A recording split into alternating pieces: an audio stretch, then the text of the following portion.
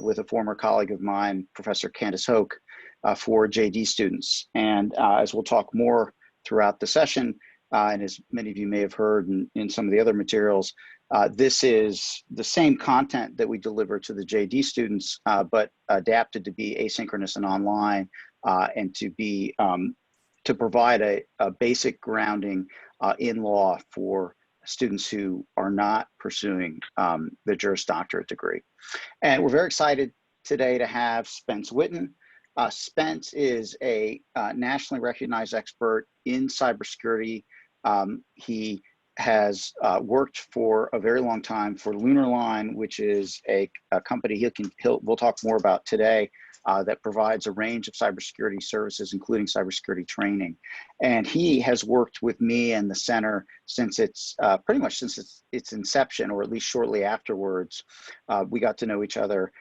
We're both members of the Cyber Ohio Advisory Board, which is the statewide board that advises, now it's situated in the Lieutenant Governor's office, on cybersecurity issues, including training and professional development programs and educational degrees like this one. Spence, I'll let him talk more about his background, but he's been doing this for a very long time, and we were very excited when he agreed to take over the Cybersecurity 1 course and develop it for this online program, and we'll get into that a little bit more in the program.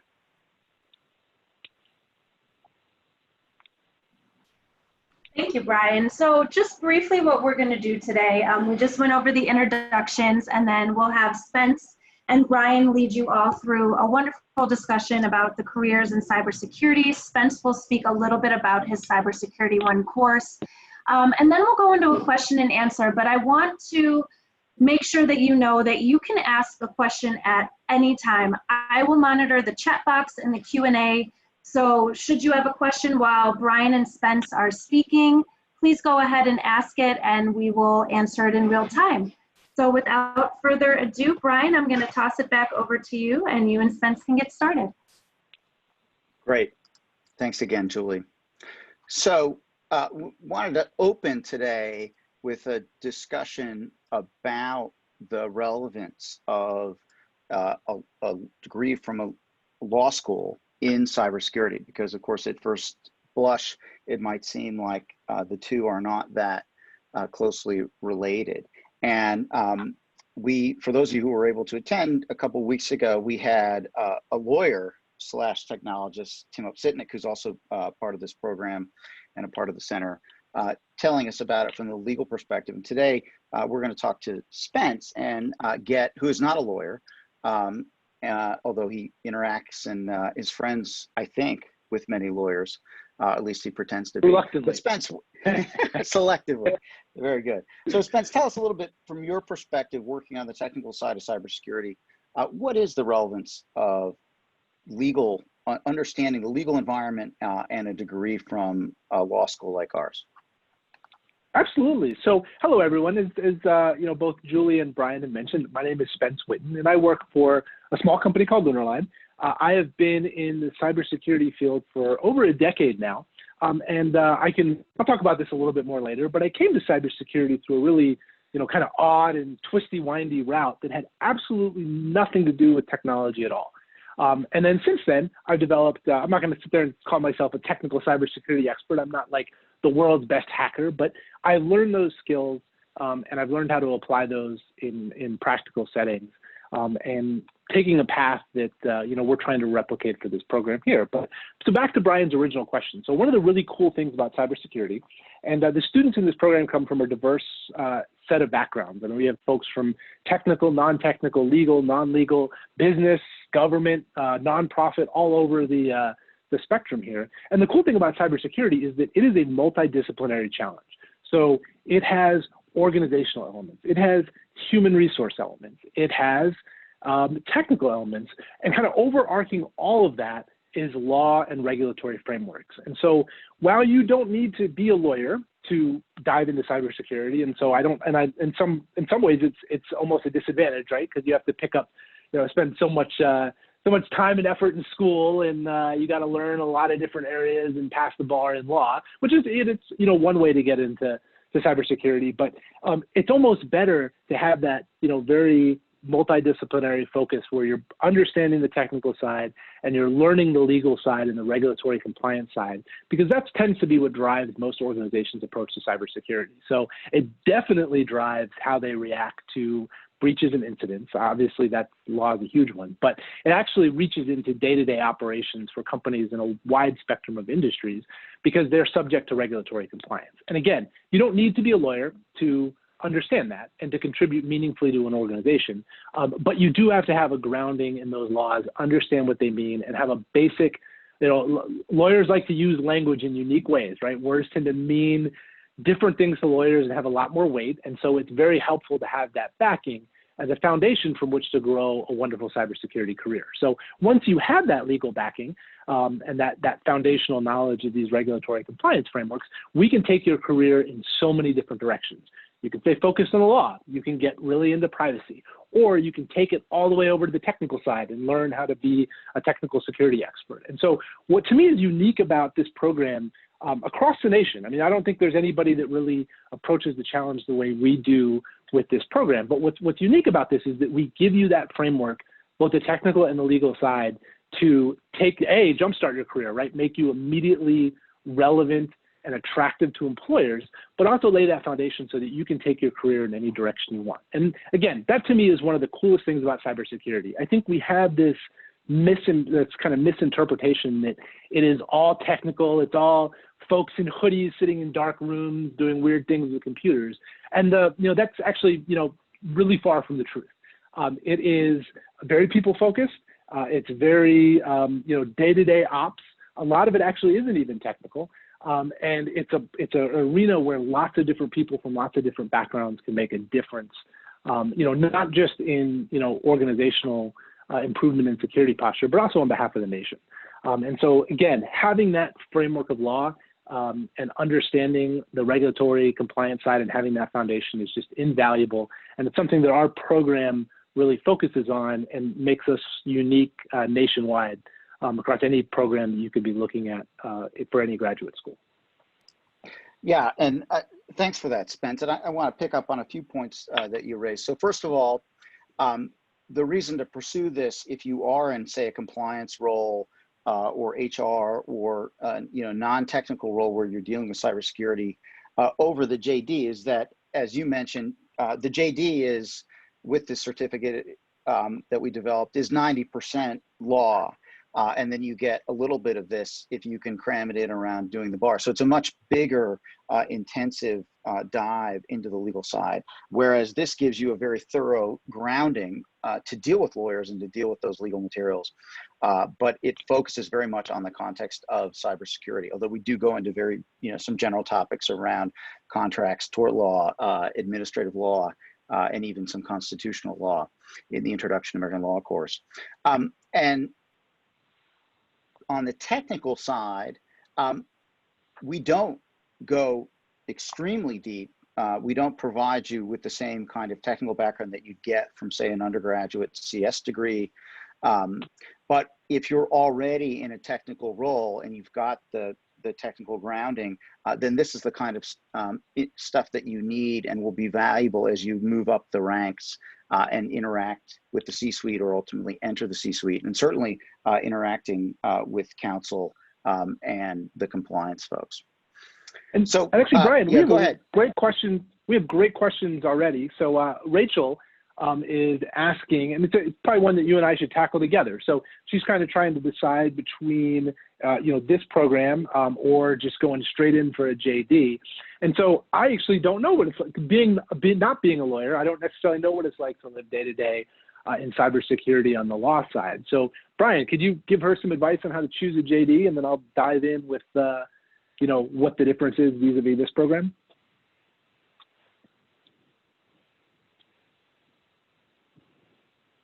Did we lose you, Brian?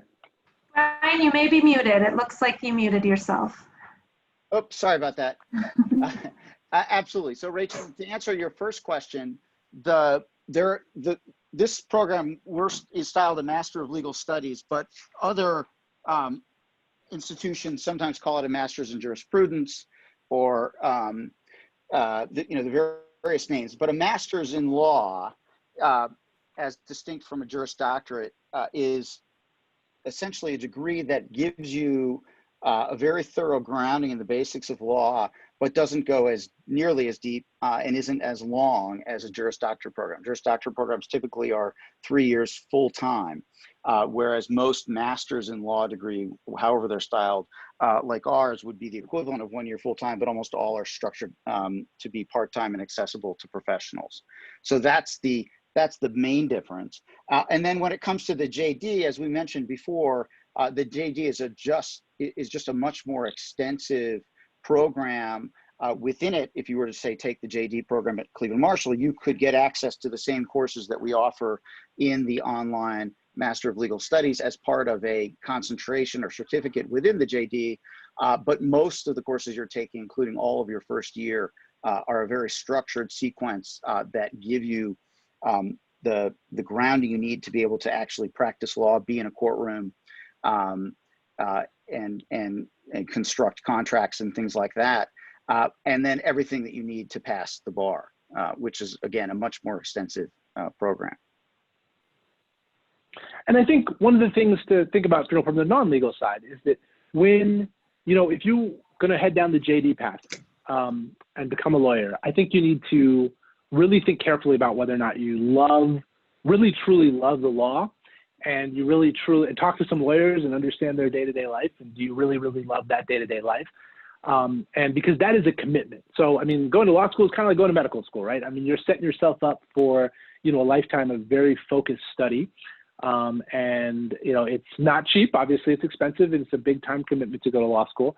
And I think you really have to love it. And so I've known a lot of people who've headed the JD route and come out and thrilled with it because they found that they really love the law.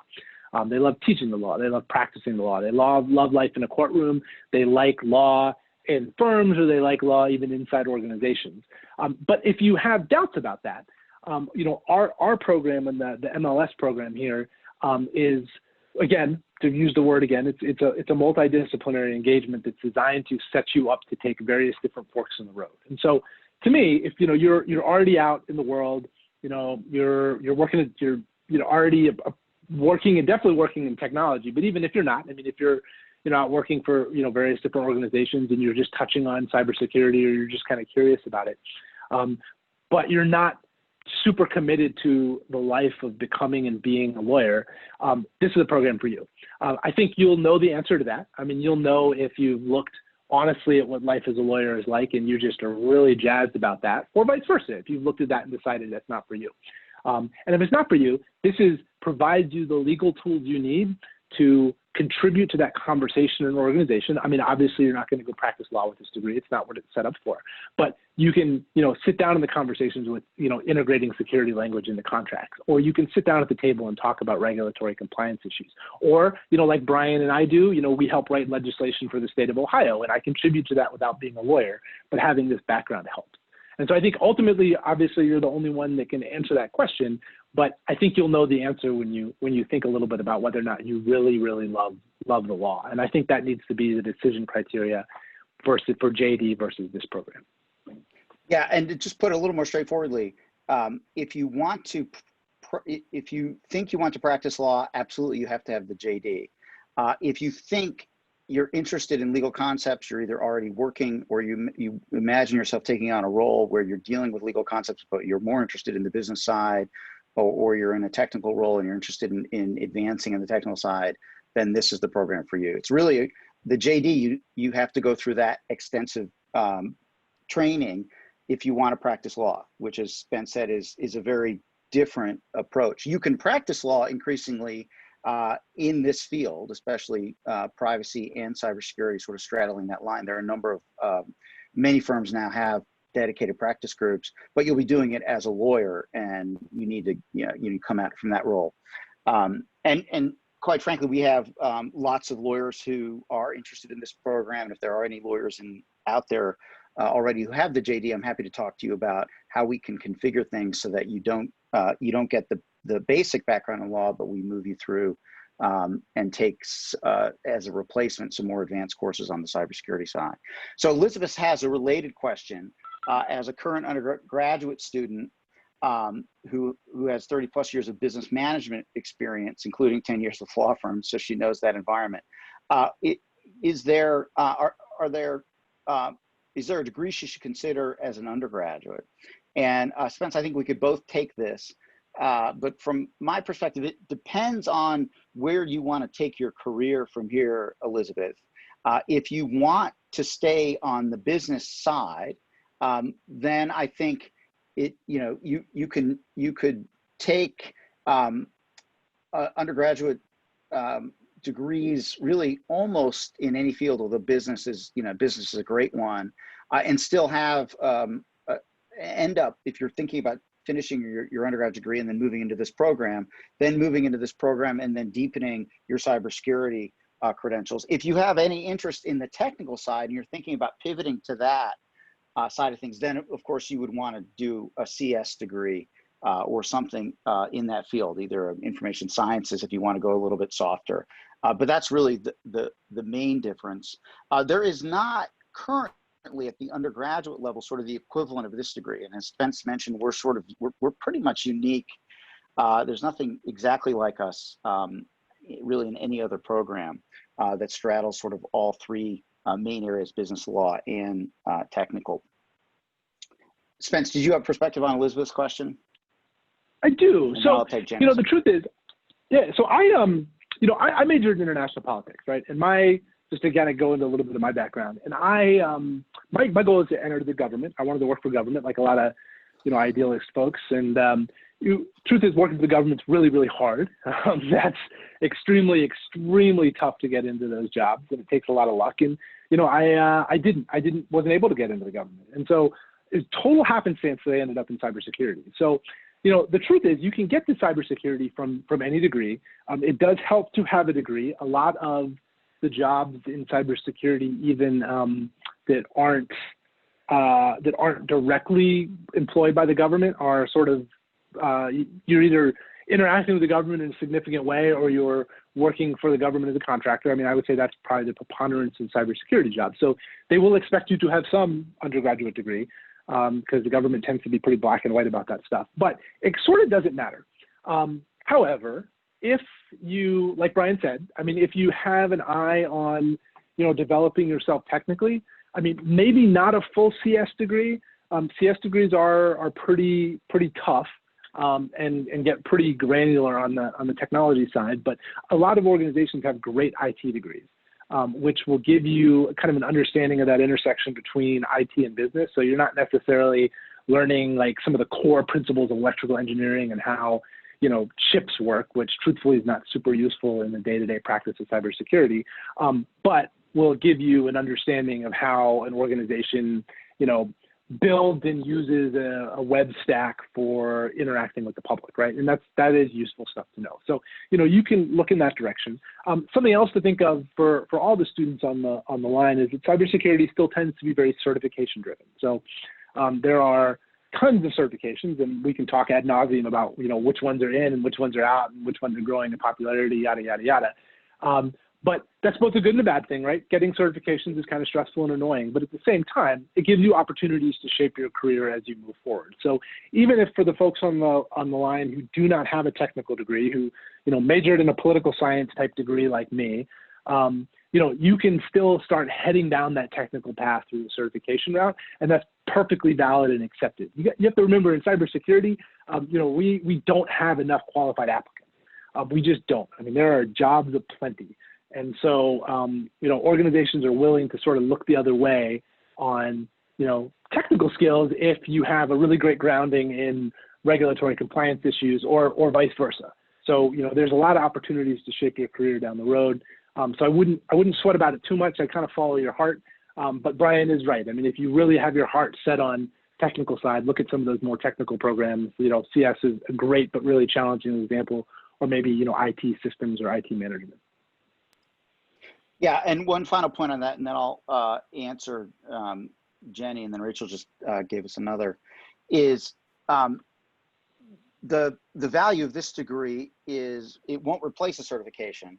The certifications are really tightly focused on really a particular skill set, but it is a value add regardless of sort of where you're coming from and whether you're, building a career based on an undergraduate degree in a particular area, HR, business or technical, or whether you're, pivoting and using either that credential stacking system. But you'll get the basics that'll help you get started in those credentials, and then you'll have a thorough overview and an in-depth knowledge of the regulations and laws, which is really what the higher level work involves. And so, although Spence and I have been talking, and we've got some plans in the works to maybe layer in some opportunities to get certifications as part of this degree, the core of it essentially is valuable throughout your career, as opposed to those credentials, which tend to be, get you access to particular steps in very specific places. And so to answer Jenny's question, the JD, unfortunately, and this is a regulatory requirement by the American Bar Association, which is the certification body for law schools, they do not allow us, even though the content is the same, to give you credit for taking these courses once you enter a JD program. And it's really a way that they use to try to prevent institutions from admitting folks without having taken an LSAT or other things that is part of how they evaluate the strength of a program, which frankly it has its problems and its issues, but it's what we're stuck with for now. So unfortunately, if you really do think you want to do the JD, then while taking this program will give you an excellent background that would make it easier, you'll still have to start in first year in the JD, and you won't get credit. You won't be able to count the credits. So you'd have to do the full credit load in the JD. So if you really think you might want to do the JD, then I would explore that first. And then if you decide that's not the path, then come to us. And then to answer Rachel's question, we do not currently require any standardized test for this program. Although if you have an undergraduate GPA under a 3.0, which is sort of our standard metric and cutoff, then we sometimes will ask you to submit not an LSAT usually, although if you've taken it, you can submit that. Usually it's a GRE. But if you have work or other experience, then, if you're under a 3.0, we'll tend to look at that closely, plus your statement. And then typically we'll reach out and try to have a conversation to make sure that this is the right program for you. So the short answer is no, you don't require any standardized test. The long answer is in some instances, we might ask you to submit one. All right, well, those are great questions. It gave us a chance to flesh out the core of our topic. Julie, if you could move to the next slide.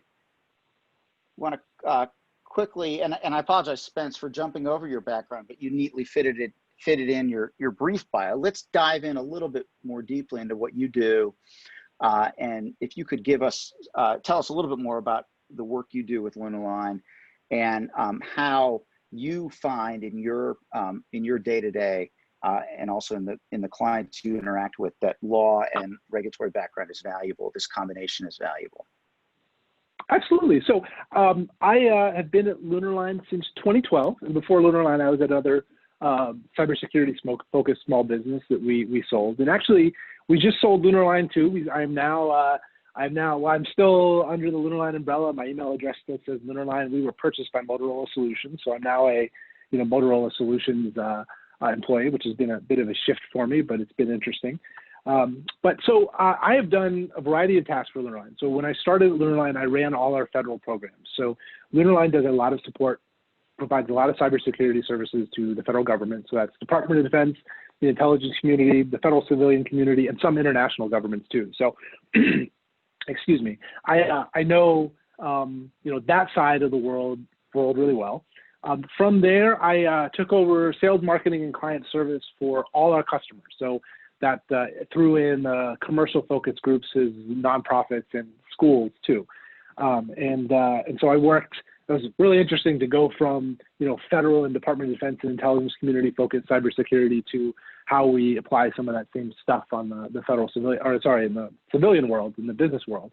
And it's been fantastic to see that big, wide breadth of how cybersecurity works. And that's one of the things I feel like I try to bring to my class is I help bring examples from each one of the areas where I've worked to help folks understand not just cybersecurity, but where they want to go, and where, you know, do they think they fit better in the business world, or do they want to position themselves for the government, or do they really like academia and want to head that direction? And, you know, I've seen all those different areas. I kind of know what it takes to be successful in each one, and I can help guide students as they make those choices. But one thing, while these are very different worlds, one thing that ties them all together is that the legal obligations in cybersecurity and also the regulatory frameworks they're involved in. And I know that kind of sounds scary if you've never touched this stuff before. I remember the first time I saw a cybersecurity regulation, my head kind of exploded.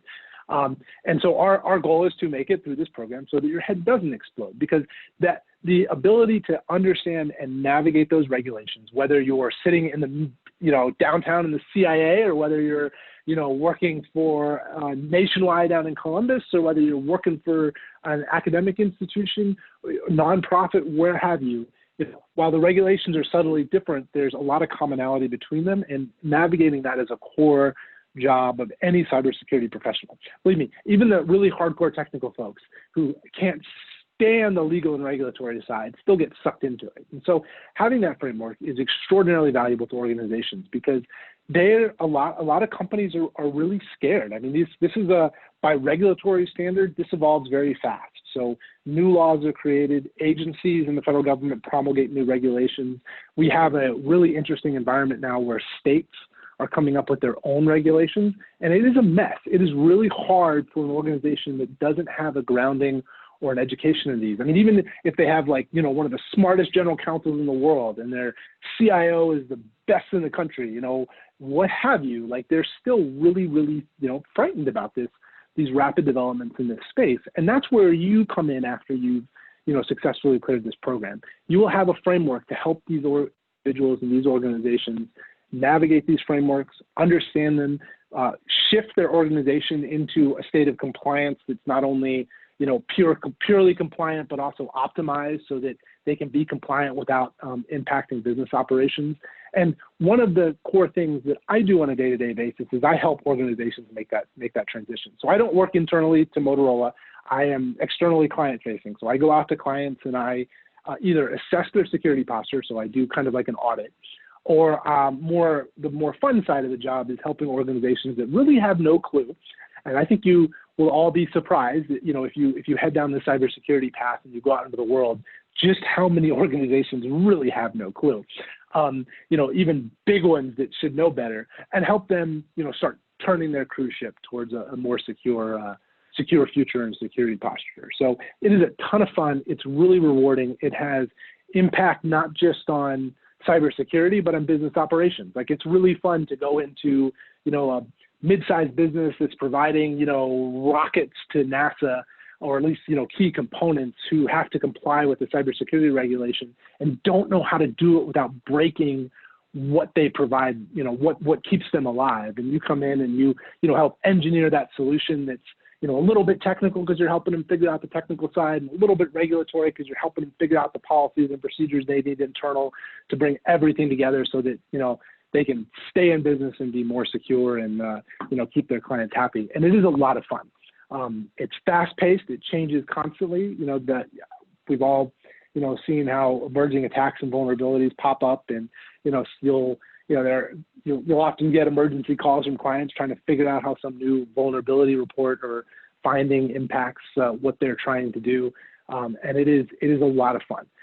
And again, so much of that is founded in a regulatory legal environment, because so much of what organizations do or have to do, or what they're struggling with, comes from these evolving regulations. And this is just a perfect time, because there's so much flux and so much change, and so much happening at the state, happening internationally, happening at the federal level. This is a great time to get involved, because it's just a lot of fun, lots of stuff happening, and there's lots of opportunities to help organizations do better, you know, not just from a security, but from a business side. Yeah, that's a great overview, Spence, and it nicely encapsulates both what the industry looks like and the many different opportunities, and also you know, how our degree helps you prepare for a variety of roles.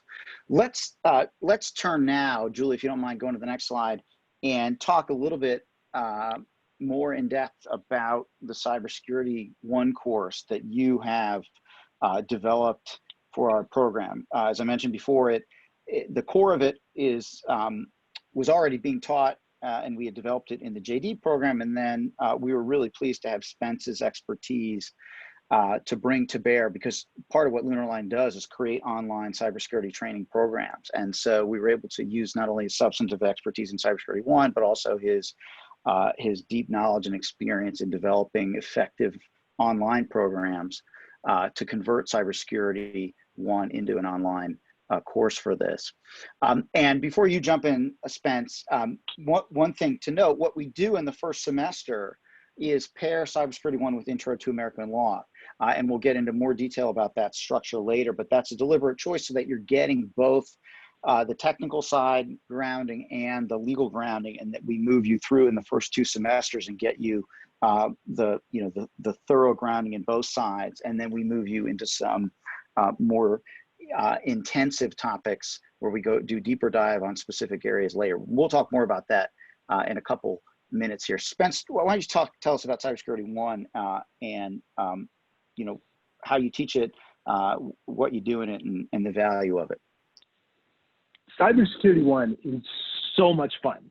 So, this is kind of the challenge when you're putting together an intro course, right? So you have to get a lot of material across, folks' transom. You got to expose them to a whole ton, because you're trying to give them the foundation to be successful down the road.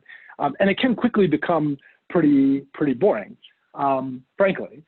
But CSU is a special place, and CSU agreed to do something really, really cool.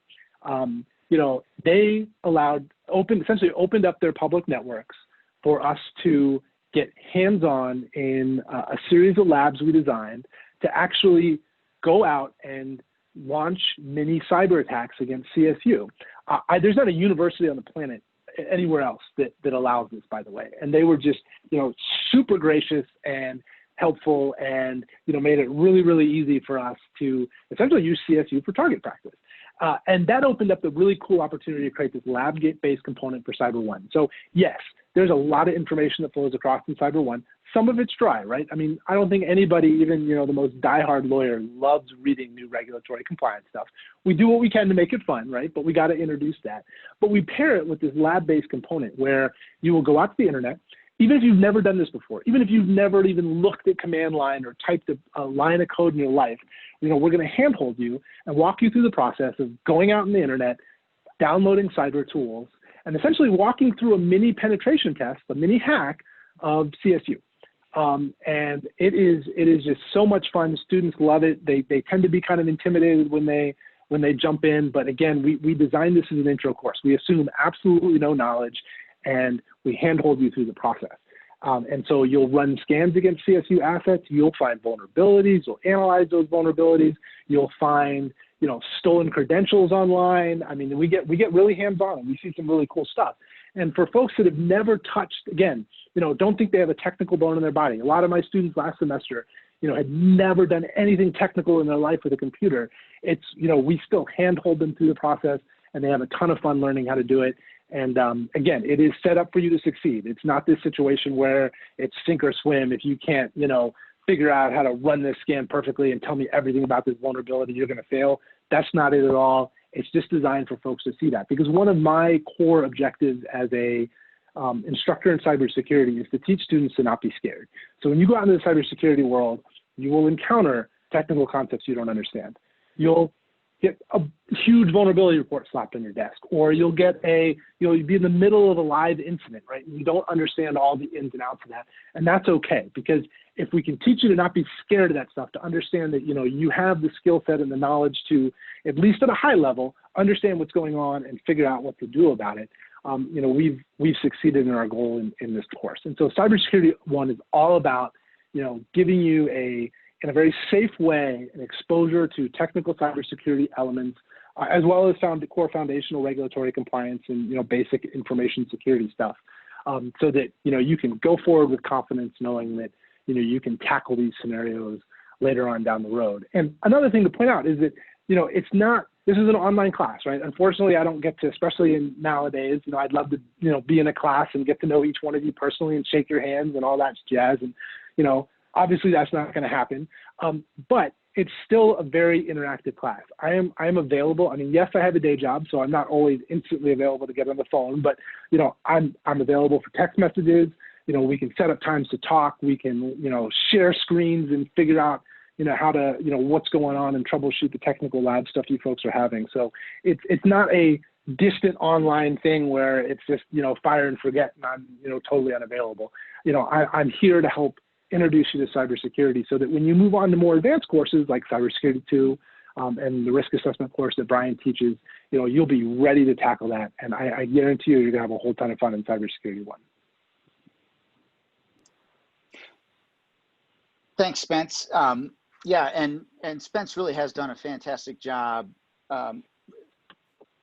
redeveloping the course and adding in that, that really interesting technical level that we don't currently offer to the JD students. So in some respects, the version that we're offering in this program, well, in that respect in particular, has more depth on the technical side, and also, as Spence said, makes it a little more interesting and fun. It can feel a little fraught, but there's a, it's a little bit like riding a roller coaster the first time you practice your hacking skills with those tools. So, and Spence is fantastic. Really all of our faculty were people who we selected either new to the program because of their expertise that they added to it, or because they're veterans in the program, and it's been a very successful one on the JD side. So Julie, let's move on then to the next slide, and we'll talk about the program. And I'll let you take this one, and then I'll go into a little more detail about the curriculum in the next one. Great. Well, firstly, thank you, Brian and Spence, for that great conversation and for all the questions so far. And just a reminder, even if we start talking about something that your question isn't about, please ask any questions as they come to you. So the program details. So the way that our Master of Legal Studies in Cybersecurity and Data Privacy at Cleveland Marshall College of Law is designed is to be a part-time, fully online program where you can start in either the fall, spring, or the summer semester.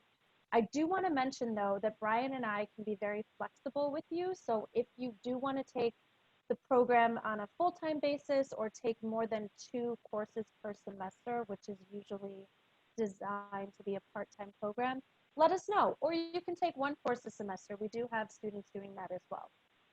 But it is designed to be part-time, and again, you can start in the fall, spring, or summer, and our next upcoming term is the fall, which starts on September 8th. So it is a total of 30 credits. You can complete that within 2 years, so it's a total of 10 courses. We talked about the curriculum a bit, but here it is laid out for you, and of course this is subject to change a bit.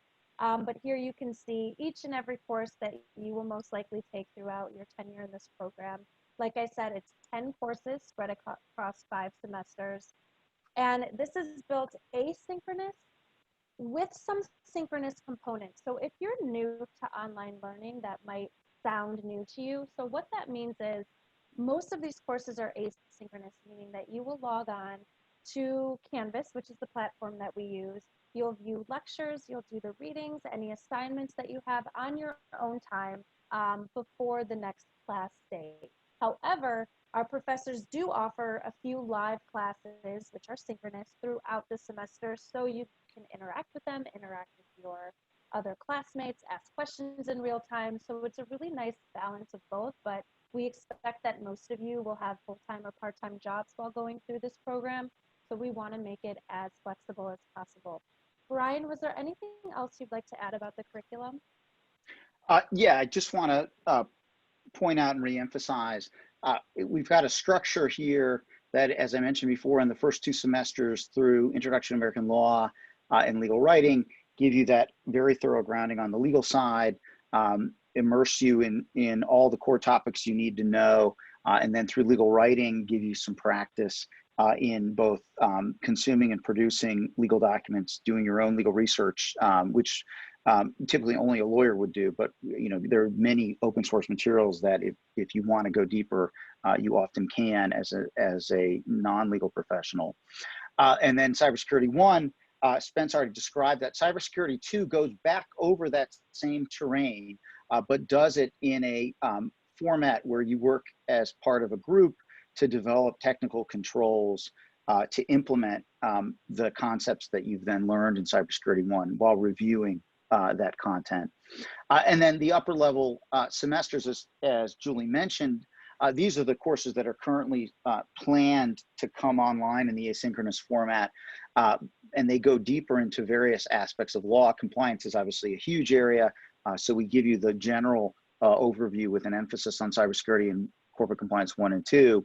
Privacy law and management is the capstone on the legal side, where you learn how to develop a privacy program that's compliant with a variety of regulatory regimes. That course was developed for us by the Chief Privacy Officer of Ingram Micro, which is a Fortune 14 company in Silicon Valley. And so it's, it's really excellent content. HIPAA and privacy is a deep dive into one of the major regulatory frameworks in the US, the healthcare sector. And we chose that both because we have a really strong healthcare program at the law school, but also because it's representative of other extensive regimes. And so as Spence mentioned, knowing one regime, while it won't get you all the details for another, they tend to follow a pattern, which really is based on NIST.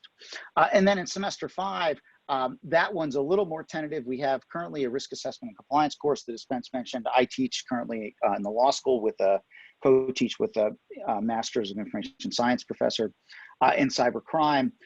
We're also in discussions with a professor from the United States Air Force Academy who has extensive experience as a cyber intelligence officer in developing a course for us that focuses on the international law and those aspects. And so if he agrees to join us, which I think he will, we may offer that course in semester 5 in the first round, and then offer some of these others as electives later on. But we have a real depth in our program, and so the nice thing is we're able to fold in and out a range of courses that give you that more in-depth perspective. All right, we went a little longer than I planned. Oh, we've got one more question here from Iris. I'm not in the cybersecurity field now, and I've been told that I have to start from an entry-level position. Would these courses allow me to get up to speed on the tech side while allowing me to enter at a higher level? Spence, I'll let you take this since you've got a more detailed perspective on the technical side, and then I can amplify.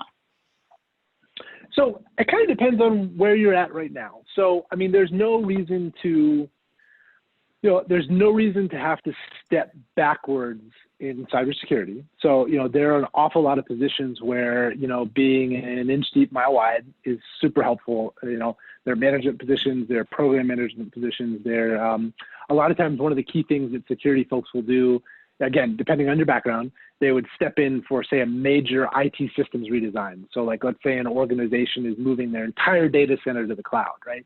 So you're not necessarily in charge of that. You're not necessarily, running that whole show, but, you might step in to lead the team that is, engineering that and making that happen. So the technical question is a little tricky, right? So this is, our goal is to get you, your feet wet in the technical side and build your comfort level there. But, it's not a, master's in cybersecurity specifically, or a master's in computer science. So, you will leave Cyber 1 kind of knowing how to teach yourself. And if you are, motivated in the technical side and you really like that side, you will leave with the tools you need to start exploring that on your own, maybe chase your own certification, certified ethical hacker, or, one of the more technical certifications. And one of the things I do in Cyber 1, and actually in one of my live classes, is we get very specific about career paths. So, if you're interested in X, you should do Y. If you're interested in A, you should do B, that kind of stuff. So, there's no reason why you would, leave a high flying position right now, come to this program and have to start at the bottom again, because again, cybersecurity is multidisciplinary. But, if you have your heart set on a real technical job, there are some things you're going to need to do in addition to this program to get yourself ready for that. I have full confidence you can do it. I'm happy to help you along that pathway. But because we're trying to cover so much in a short master's program, we're not going super deep on the technical side. Yeah, that was an excellent answer, Spence. And just to add a little bit, this degree is going to be valuable throughout your career in cybersecurity, and it's valuable along a range of pathways. If you're looking to pivot into a technical role without a technical background, then you'll have to, as Spence mentioned, do some other things to supplement that at the beginning. And then, throughout, if you're continuing to advance on the technical side. But as you move up throughout, both at the start and then throughout, and especially as you move into more senior roles, this degree provides a background that's going to be valuable throughout. But it won't necessarily get you in the door at an entry-level technical role. For that, as Spence mentioned, you might need one of those certifications that's out there in addition. Okay, so Julie, I'll turn it back to you, and you can tell them what next if you're interested, and then we'll open the floor for any additional questions to close. Great. Yeah. So if you are interested in this program, we did have an application deadline that was on Monday, but we have extended that for the fall semester, which starts on September 8th. So the new application deadline is now August 24th. So you have a couple of more weeks to get an application in, and I really want to stress that if you're still thinking about this program, if you're not sure if this is the right fit for you, to please reach out to me. I am happy to schedule a meeting with you to talk about this. I can also put you in touch with Brian or Spence if you want to go more in depth, talk about your background a little bit to see if this makes sense, because we truly want to make sure that this is a good fit for you. If you do want to apply, our application is all online, and you can find that at csulawonline.com. It's a very simple application. And again, I'm here to walk you through that and help you with that should you need anything. Here's my contact information. As I see the attendee list, I have had the pleasure to speak with many of you, but as a reminder, here's my email, my phone number. Again, we strongly encourage you to reach out to us. That's what we're here for, and we really want to open the conversation to make sure that this is the best program for you, because we think and we know this is a great program. But before we let you go, are there any other questions that anyone has? I'm checking the Q&A and the chat. It doesn't look like it. Brian or Spence, is there anything else that you'd like to add? I just want to thank everybody for... Oh, go ahead, Spence. I'm just so proud of what we've created at CSU, and I really do think that it's unique nationwide in terms of what we can provide. So, if you're really thinking about heading into cybersecurity and you're looking for that multidisciplinary education that's going to prepare you to take any number of paths, this is just a perfect program for that. So it's fun. The professors are great. We have academics, we have lawyers, we have folks from business and government backgrounds teaching. It's just a really cool program. When you add in the cool kind of exercises that we're doing in Cyber 1, the hands-on exercises in Cyber 2, again, more hands-on stuff in risk assessment. It's just a really, really cool program. So I just encourage you to, if you're on the fence at all, I'm happy to talk to you, like Julie said, because there's just so much exciting stuff happening in the field of cybersecurity, and CSU can just get you going in the right direction, because this program is just a lot of fun. Yeah, and I just want to thank everybody for joining us, and thank Spence for participating in today's program, and also for all that he does to make this such a unique and interesting program. Take care, everybody. Thank you, Brian. Yes, and thank you to both Brian and Spence. I found this conversation to be very enlightening, and thank you to everyone who asked questions and attended. We will send you a recording of this should you want to reference it. Have a great day, and we really hope to speak to you soon. Bye-bye, everyone. Bye. Thanks, Julie.